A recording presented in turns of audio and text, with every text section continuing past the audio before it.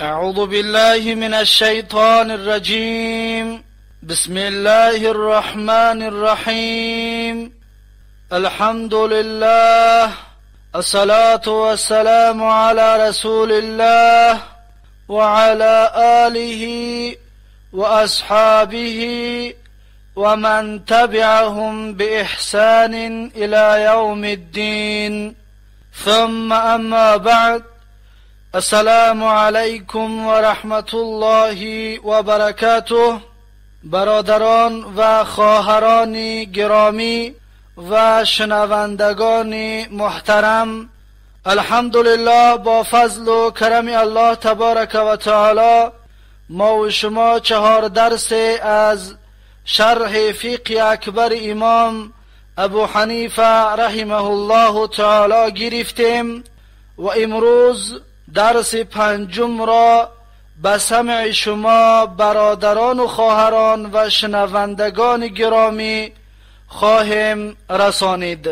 و درس گذشته ما و شما صفت خلقی امام ابو حنیفه رحمه الله تعالی بود و چی طوره که درس گذشته هم برای شما بیان کردیم که آخرین وصف یا آخرین صفت درباره امام ابو حنیفه رحمه الله تعالی امام ابو یوسف میکند، اون را بیان میکنیم.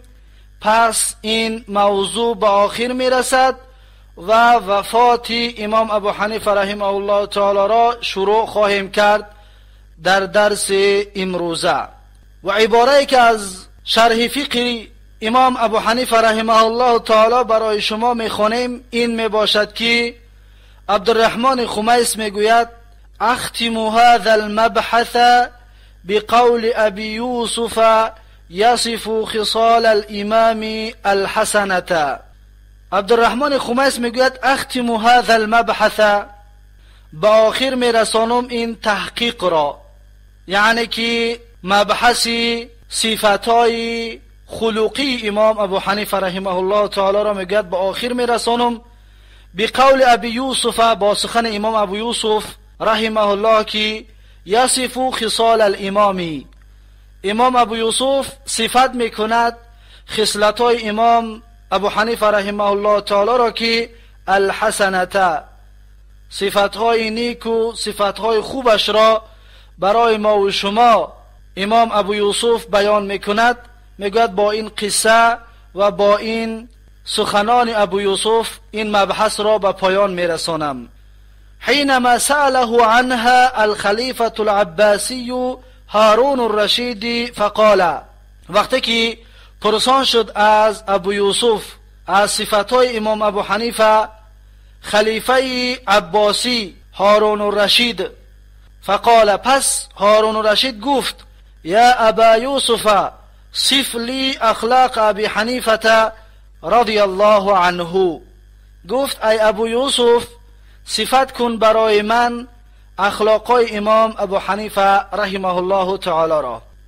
فقال، پس میگوید ابو یوسف شاگرد امام ابو حنیفه رحمه الله تعالی شروع کرد به بیان کردن. اولا گفت ان الله تعالی یقول، ابو یوسف گفت هر آینه الله سبحانه و تعالی میگوید، یعنی که خداوند عظیم شان میگوید بعد اعوذ بالله من الشیطان الرجیم: ما یلفظ من قول الا لدیه رقیب عتید. سوره قاف آیه 18. الله سبحانه و تعالی میگوید هر آن چیزی را که به لفظ میآورد، به زبان میآورد انسان، من قولین از سخنان، یعنی هر آن سخنی را که انسان به زبانش میآورد، الا لدیه رقیب عتید، مگر اینکه در پیش اون انسان نگهبان مهیاست، یعنی که در پیش اون انسان ملائکه های هست که اون را کتابت میکند. یعنی انسان هر چیزی که میگوید ملائکه ها کتابت میکند. امام ابو یوسف این آیت را به خاطر آن آورد که هر صفتی که امام ابو حنیفه را میکنم پس الله شاهد است که امام ابو حنیفه اون صفتها را دارد. از این حساب این آیت را دلیل گرفت، یا اول این آیت را آورد که در صفت کرده من دروغ وجود ندارد. و هو عند لسان کل قائل، امام ابو یوسف گفت اون الله سبحانه و تعالی در نزد زبان هر یک گوینده هست، یعنی که الله از زبان هر یک گوینده آگاه است که گوینده ها چی میگویند. پس شروع کرد با صفت کردن امام ابو حنیفه رحمه الله تعالی که میگوید کان علمی بابی حنیفه انه کان شدید الذب عن محارم الله ان تؤتى. ابو یوسف گفت دانشی که من درباره امام ابو حنیفه دارم این هست که انه کان شدید الذب، امام ابو حنیفه رحمه الله تعالی یک انسان بسیار سخت منع کننده بود از محارم الله، از حرام کرده های الله که کسی حرام کرده الله را بجا بیارد. یعنی که امام ابو حنیفه بسیار از حرام کرده الله سختگیری میکرد که مردم حرام را بجا نآورند. شدید الورع ان ينطق فی دین الله بما لا يعلم. امام ابو حنیفه میگوید بسیار با تقوا بود. شدید الورعی یعنی که پرهیزگاری و تقواداریش بسیار شدید بود و سخت بود. ان ينطق فی دین الله، از اونه که صحبت بکند درباره دین الله بما لا يعلم، با آن چیزی که نمیداند. یعنی که بسیار با تقوا بود، هر سخن را درباره دین نمیکرد مگر اینکه هر چیزی را که میدانست اون را بیان میکرد. یحب ان یطاع الله ولا یعصى. امام ابو یوسف میگوید امام ابو حنیفه دوست می‌داشت که اطاعت کرده شود الله و سرکشی کرده نشود از فرمانهای الله. یعنی که ابو حنیفه دوست می‌داشت که همیشه مردم الله سبحانه و تعالی را اطاعت بکنند و معصیت و گناه نکنند. مجانبا لاهل الدنیا فی زمانهم. امام ابو یوسف میگوید امام ابو حنیفه رحمه الله تعالی همیشه دوری میجوست از اهل دنیا، آن کسانی که در زمان امام ابو حنیفه بودند. یعنی که همنشینی نمیکرد با اهل دنیا، آن کسانی که دنیا دوستار هستند و در شوق و محبت و عشق دنیا غوطیده رفتگی هستند. لا ینافس فی عزها. امام ابو یوسف میگوید که امام ابو حنیفه حسد نمیکرد در آن کسانی که عزیز بودند. طویل سنتی. امام ابو حنیفه رحمه الله تعالی بسیار طولانی سکوت میکرد. دائم الفکری. امام ابو حنیفه رحمه الله تعالی همیشه در فکر بود. علی علم واسع. امام ابو حنیفه بر یک علمی بسیار پهن و علمی زیاده بود، یعنی که علمش بسیار ماشاءالله وسیع بود. لم یکن محذاذا. امام ابو یوسف میگوید که امام ابو حنیفه رحمه الله تعالی انسان پرگو نبود. محذاذ یعنی که پرگو، سفسطگو نبود. ولا سرسارا. و همچنین میگوید امام ابو حنیفه رحمه الله تعالی سرسار نبود. سرسار یعنی انسان درازگو، یک مسئله کوتاه را در نیم ساعت صحبت میکردگی. امام ابو حنیفه رحمه الله تعالی میگوید این طور عادت ها را نداشت، یعنی که پرگو یا درازگو نبود. ان سئل عن مسئله کان عنده فيها علم نطق.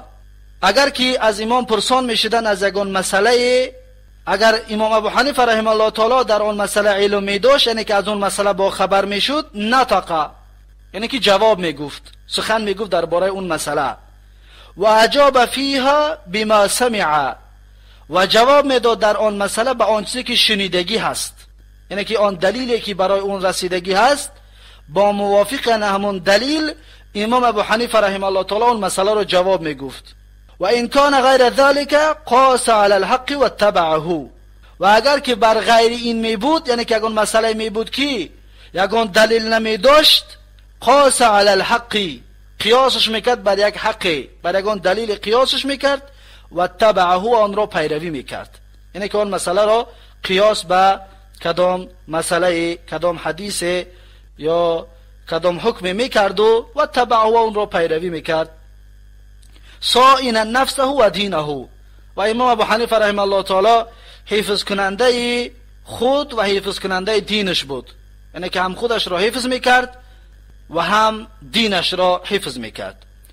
بذولا للعلم والمال. و امام ابو حنیفه رحمه الله تعالی بسیار سخی بود در علم و در مالش. یا امام ابو حنیفه رحمه الله تعالی بسیار بخشیدگی است، هم علم و هم مالش را برای مردم، و از بحر علم و مالش گذشتگی است، یعنی مردم رو تعلیم دادگی است و برای کمبغلان و ناداران همچنین مالش را صدقه کردگی است. مستغنیا بنفسه عن جمیع الناس. امام ابو حنیفه رحمه الله تعالی بی نیاز بود، یعنی که احتیاج نداشت با نفس خودش از همه مردم، یعنی که به مردم احتیاج نداشت، زیرا اینکه از جهت مالداری هم بسیار یک انسان ثروتمند بود و از جهت علمداری هم یک انسان دانشمند و اهل علم بود. امام ابو یوسف همچنین امام ابو حنیفه را صفت میکند، میگوید که لا یمیل الی طمع، یعنی که میل نمیکرد امام ابو حنیفه به طمع، یعنی چی طمع نمیکرد، از مردم چیزی مال نمیخواست. همچنین صفت امام ابو حنیفه این است که شاگردش میگوید که بعیدا عن الغیبتی، بسیار دور بود از غیبت کردن، کسی را غیبت نمیکرد، از غیبت دور بود. لا یذکر احدا الا بخیر، امام ابو حنیفه رحمه الله کسی را به یاد نمی آورد مگر با خیر، یعنی که هر کسی را که نامش می گرفت با خیر نام اون انسان را به زبان می آورد. پس این هست صفت هایی که شاگرد این امام اهل سنت و الجماعت امام ابو یوسف امام ابو حنیفه رحمه الله تعالی را صفت می کند. فقال له رشید، پس برای ابو یوسف رشید چنین گفت، یعنی هارون الرشید خلیفه عباسی برای امام ابو یوسف گفت هذه اخلاق الصالحین، گفت این اخلاق انسانهای صالح است، یعنی آداب و رفتار و خلق انسانهای صالح است. ثم قال للکاتبی، پس میگوید خلیفه عباسی هارون الرشید گفت برای نویسندهش، برای کاتبش گفت که اکتب هذه الصفه وادفعها الى ابنی ینظر فیها، گفت بنویس این صفتهای امام ابو حنیفه را، این صفتهای نیک را گفت یادداشت کن بنویس، وادفعها الى ابنی، و ببر به فرزند من بده و بسپار این را به فرزندم، ینظر فیها، تا اینکه نگاه بکند این صفتها را، یعنی که فرزند من هم تعلیم بگیرد با این صفتها باشد. پس این هست قصه هارون الرشید یا جوابی سوال هارون الرشید که این شاگردی یکی از بزرگان اهل سنت و الجماعت امام ابو حنیفه را شاگردش این سوال هارون الرشید را جواب گفت. و در دوام باره شیخ عبدالرحمن خمیس میگوید که وفاته، یعنی که وفات امام ابو حنیفه رحمه الله تعالی، توفی رحمه الله لیلة النصف من شعبان سنة 50 و 100 من الهجرة، وفات یافتگی است امام ابو حنیفه رحمه الله تعالی نصفی از ماه شعبان، در بین ماه شعبان امام ابو حنیفه رحمه الله تعالی این دنیا را پدرود گفتگی است و سال 150 هجری از این دنیا سفر کردگی است، یعنی که ماه شعبانی سال 150 هجری امام ابو حنیفه رحمه الله تعالی از این دنیا سفر کردگی است. و دفن فی مقابر الخیزران ببغداد، و دفن کردگی هستند امام ابو حنیفه رحمه الله تعالی را در قبرستان خیزران که این قبرستان در بغداد می باشد. در بغداد جسد امام ابو حنیفه رحمه الله تعالی را دفن کردند، قبرش در بغداد می باشد. و کان عمره 70 عاما، و عمر امام ابو حنیفه رحمه الله تعالی روز وفاتش 70 سال بود، یعنی که در سن 70 سالگی امام ابو حنیفه رحمه الله تعالی این دنیا را پدرود گفت و جان به حق تسلیم کرد. و در دام عباره شیخ عبدالرحمن خمیس میگوید قال الذهبی فی وصف قبر ابی حنیفه، امام ذهبی در وصف قبر امام ابو حنیفه رحمه الله تعالی چنین میگوید و علیه قبة عظیمة، امام ذهبی میگوید در بالای قبر امام ابو حنیفه رحمه الله تعالی یک قبه بزرگ هست، یعنی یک قبه کلانه در بالای قبر امام ابو حنیفه رحمه الله تعالی هست. و در زیر گذاشتن این قبه را، بنیاد کردن این قبه را بیان میکند، میگوید که احدثت هذه القبه فی سنه 53 و 400، میگوید که با وجود آمدگی هست این قبه، یعنی که بعداً پیدا کردن این قبه را در سال 453 هجری، یعنی سال 453 هجری این قبه را پیدا کردند. تقریبا 300 سال بعد از وفات امام ابو حنیفه رحمه الله تعالی در بالای قبرش یک قبه کلان به وجود آوردند. قال ابن جوزی فی المنتظم، ابن جوزی در کتاب المنتظمش میگوید که قرأت بخط ابی الوفاء ابن عقیل، میگوید خواندم با خط ابی الوفاء ابن عقیل، با خط ابی الوفاء ابن عقیل میگوید من خواندم کان قبر ابی حنیفه علیه خربشتون. در اینجا کمی سخت شدگی است، چند عباره هایش افتیدگی هست در چاپ کردن، اما آنه که در خود کتاب المنتظم هست به سمع شما میرسانیم که میگوید کان قبر ابی حنیفه علیه خربشتون رأیته و انا صبی قبل دخول الغز بغداد ثم عمل علیه بعض الامراء الترکمان سقفا. ابن جوزی میگوید با خط ابی الوفاء ابن عقیل خواندم که کان قبر ابی حنیفه، قبر امام ابو حنیفه را صفت میکنند، میگوید که قبر امام ابو حنیفه این طور بود که علیه خربشتون، یعنی که در بالاش آثار بود، یعنی که یک آثار خفی بود، کمتر خاک توپ کردگی یا قبر ویرانه را خربشه میگویند، یعنی که قبر ویرانه بود، یگان بنیاد و یگان قبه چیزی نداشت. رأیته و انا صبی، میگوید من دیدم قبر امام ابو حنیفه را که زمان دیدنم میگوید من کودک بودم، در سن سال کودکی هم دیدم. این سخن ابی الوفاء ابن عقیل می باشد. قیل قبل دخول الغز بغداد، پیش از داخل شدن غز در بغداد، پیش از اونه که غز به بغداد داخل شود، پیش از اون میگوید انا همین طور بود، یعنی که یک قبرستان ویرانه بود. ثم عمل علیه بعض الامراء الترکمان سقفا، بعد میگوید در بالای اون انجام دادن، بنیاد کردن بعض امیرهای ترکمان یک بام را، یعنی که یک بام را بنیاد کردن، یک بنا بنیاد کردن در بالای قبر امام ابو حنیفه رحمه الله تعالی. ثم قدم شرف الملك في سنة 53 و 400 فاحدث هذه القبة. بعد میگوید قدم شرف الملك، بعد میگوید آمد شرف الملك در سال 453 هجری، فاحدث هذه القبة، پس با وجود آورد این قبه را، یعنی که این قبه ای که در بالای قبر امام ابو حنیفه رحمه الله تعالی وجود دارد، این را شرف الملک سال 453 هجری با وجود آوردگی است. و کان قد وضع اساس مسجدی بین یدی ضریح ابی حنیفه، و بود در حقیقت گذاشتگی بودن فوندمنی مسجد را در پیش قبر امام ابو حنیفه رحمه الله تعالی، یعنی که فوندمنی مسجد یا دیوار مسجد در پیش قبر امام ابو حنیفه رحمه الله تعالی بود. فهدم شرف الملک ابنیت ذلك، پس میگوید شرف الملک سالی 453 هجری که آمد ویران کرد اون بناهایی که در اطراف قبر امام ابو حنیفه بودند، همه اش را میگوید ویران کرد. و ما یحیط بالقبر و حفروا اساسات، و هر آنچه که در اطراف قبر بود همه اونها را میگوید ویران کرد و حفروا اساسات، و چقری های را کند برای فوندمن ریزی یا چقری ها را کند. و کانوا یطلبون الارض صلبة فاخرجوا 400 سن من عظام الموتى، و بودن میگوید یطلبون الارض صلبة، یعنی که با سختی اون زمین را میکندن، چقری ها میکردن اون زمین را.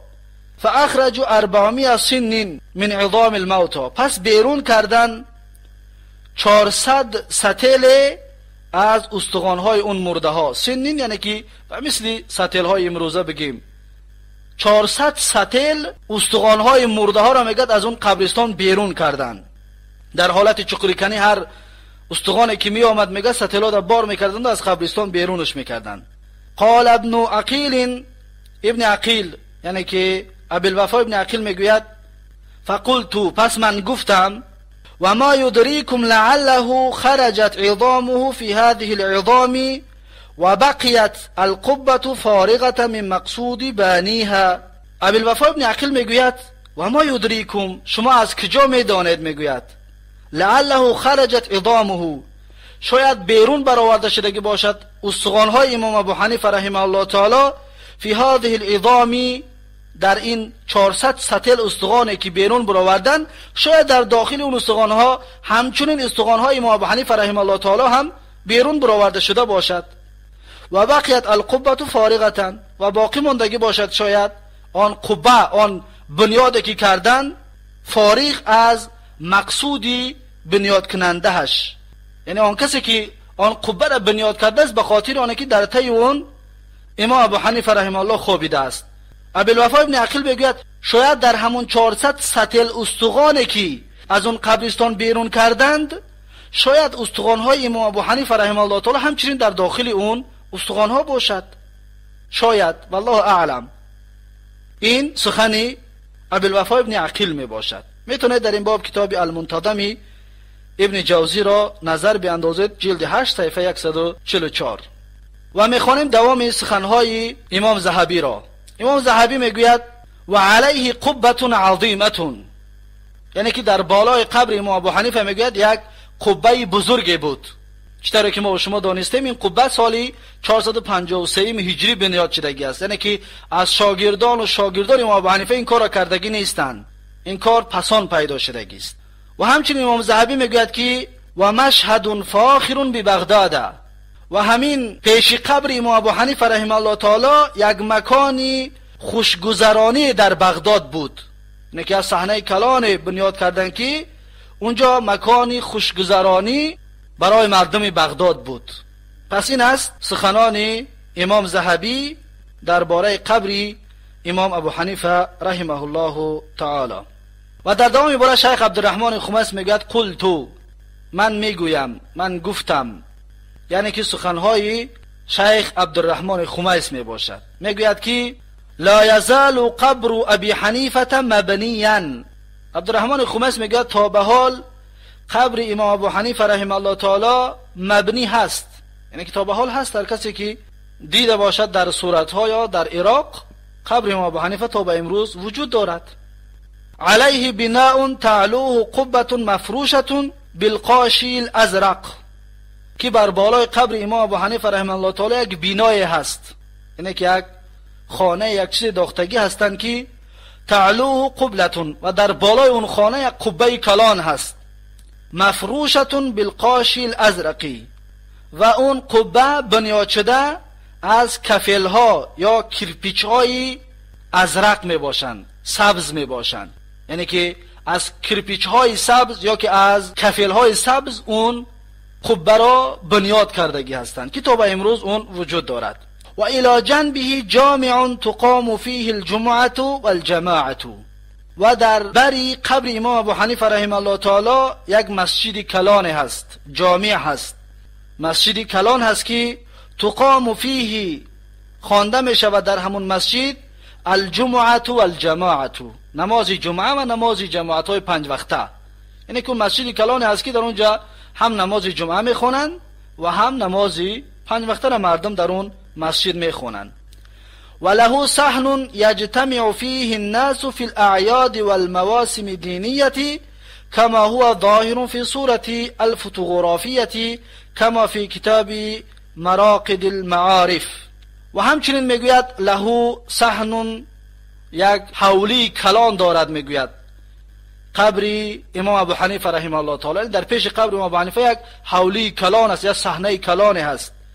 یجتمع فیه الناس، و در اونجا مردم همه جمع می شوند. فی الاعیادی، در عیدها، یعنی روزهای عید مردم در اون صحنه و در اون میدان جمع می شوند. و المواسم دینیتی، یا در موسمهای دینی، روزهای جمعه یا موسمهای دینی که هست در اونجا مردم جمع می شوند. کما هو ظاهر فی صورتی، چنانه که اون در صورت ظاهر است و پیدا هست.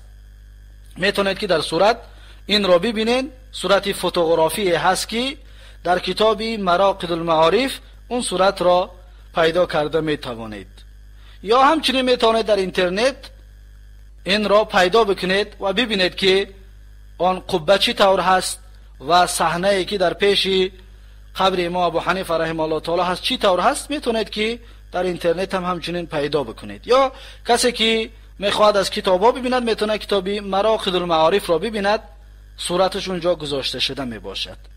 و در ادامه باره شیخ عبدالرحمن خمیس میگوید که و هذه مخالفة صریحة لعقیدة امام ابی حنیفه رحمه الله من المدعین تعظیمه.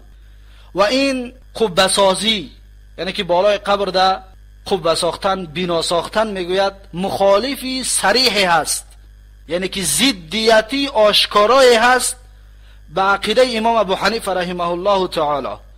امام ابو حنیفه رحمه الله تعالی این عقیده را نداشت که در بالای قبرش چیزی را بنیاد بکند یا کسی را فرمان بدهد که چیزی بنیاد کرده شود. این مخالف عقیده خود امام ابو حنیفه رحمه الله تعالی می باشد. من المدعین تعظیمه، همچنین مخالفی عقیده کسانی است که دعوای بزرگ داشتن امام ابو حنیفه را میکنند، یعنی که حنفی های اصلی که وجود دارند، نه آن حنفی های دروغین، نه آن حنفی هایی که خودشان حنفی میگیرند و از سر تا پا همه مخالفی امام ابو حنیفه هستند. اونها نه، همون حنفی های حقیقی که وجود دارند همچنین مخالف عقیده همون حنفی ها می باشند، مخالف عقیده شاگردانی امام ابو حنیفه رحمه الله تعالی می باشند که بنیاد کردنی در بالای قبر. این را نه امام ابو حنیفه جایز می داند، نه امام ابو یوسف و امام محمد و امام زفر و هر شاگردان امام ابو حنیفه را ما نظر بیاندازیم این چیز را جایز نمی دانند. از جمله حنفیای متأخرین اصلی که وجود دارند اینها هم همچنین را جایز نمی دانند. اما بعضی کسانی که خودشان حنفی می دانند و اصلا حنفیگی در اونها وجود ندارد، اونها این بدعت ها را به وجود آوردند و از نام این امام اهل سنت و الجماعت دعوا کردند. و در ادامه باره شیخ عبدالرحمن خمیس میگوید فقد کره ان یبنى علی القبر، در حقیقت مکروه است که بر بالای قبر بنا ساخته شود. مکروه اینه که حرام هست، جایز نیست. در حقیقت مکروه تحریمی هست، جایز نیست که بر بالای قبر کدام بنای ساخته شود. و ان یعلم بعلامت متبعا فی ذلك نص شرعیه، و هر آینه علامت گذاشته شود به یک علامت پیرو شدن در آن نص شرعی، یا که اگر علامتی در بالای اون گذاشته شود، یک علامت بزرگ مثلا یک نوشتجات برده گذاشتن یا سنگ کلان را یا مصرفهای زیاد صرف کرده اطراف اون را دیوار کردن، این چیزها همه خلاف شرع باشند. لما روى المسلم عن جابر ابن عبدالله قال، چنانه که روایت کرده است مسلم از جابر ابن عبدالله کی میگوید، جابر ابن عبدالله میگوید قال نهى رسول الله صلی الله علیه و سلم ان یجسس القبر. جابر ابن عبدالله میگوید نهی کرده است رسول الله صلی الله علیه و سلم که ان یجسس القبر، یعنی که قبر رنگوبار کرده شود، مثلا کفل گرفتن قبر یا اطراف اون را با چی قدر مصرف های کلان محکم کردن و رنگوبار کردن، این را میگوید رسول اکرم صلی الله علیه و سلم ما را نهی کرده است. این حدیثی صحیح حدیث امام مسلم می باشد که جایز نیست، رسول الله منع کرده است. و ان یقعد علیه، و همچنین رسول اکرم صلی الله علیه و سلم منع کرده است که کسی بنشیند بر بالای همون قبر. بر بالای قبر شیشتن هم همچنین جایز نیست که انسان برود بشیند. و ان یبنى علیه، و همچنین جایز نیست که انسان کدام بینای را به بالای قبر بنا بکند، یعنی بنا کردن به بالای قبر جایز نیست. با این حدیثی صریح رسول اکرم صلی الله علیه و سلم این کارها جایز نمی باشند و این کارها درست نمی باشند. پس عقیده امام ابو حنیفه رحمه الله تعالی ان همین عقیده محمد رسول الله صلی الله علیه و سلم بود و خود امام ابو حنیفه راضی نیست و راضی نبود که به بالای قبرش این بدعت ها را انجام بدهند. اما متاسفانه بعض دوستداران بدعت و بعض بدعت پروران این کارها را انجام دادن و تهمت بر امام ابو حنیفه زدن که گویا این باوری امام ابو حنیفه باشد یا اجازت از جانب حنفی های اصلی باشد. اما این مخالف است، زیرا که حدیث صریح و حدیث آشکاری که خود رسول اکرم صلی الله علیه و سلم این را منع میکند و این را جایز نمیداند. پس این هست درس امروزه ما و شما و این هست حیات شخصی امام ابو حنیفه رحمه الله تعالی. و در این درس و در اینجا حیات شخصی امام ابو حنیفه رحمه الله تعالی به آخر رسید و انشاءالله رب العالمین درس ششم ما و شما تحقیق دوم شروع می شود و حیات علمی امام ابو حنیفه رحمه الله تعالی را شروع خواهیم کرد در درس آینده.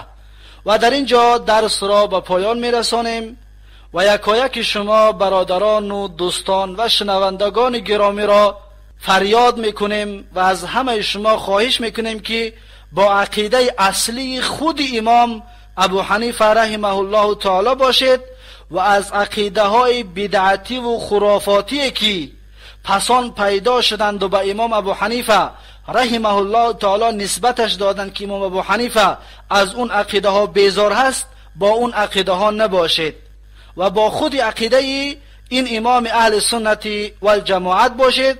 پیروزی دنیا و قیامت با شما دوستان و با شما پیروان حقیقی امام ابو حنیفه رحمه الله تعالی خواهد بود. و جزاکم الله خیرا و بارک الله فیکم و السلام علیکم و رحمت الله و برکاته.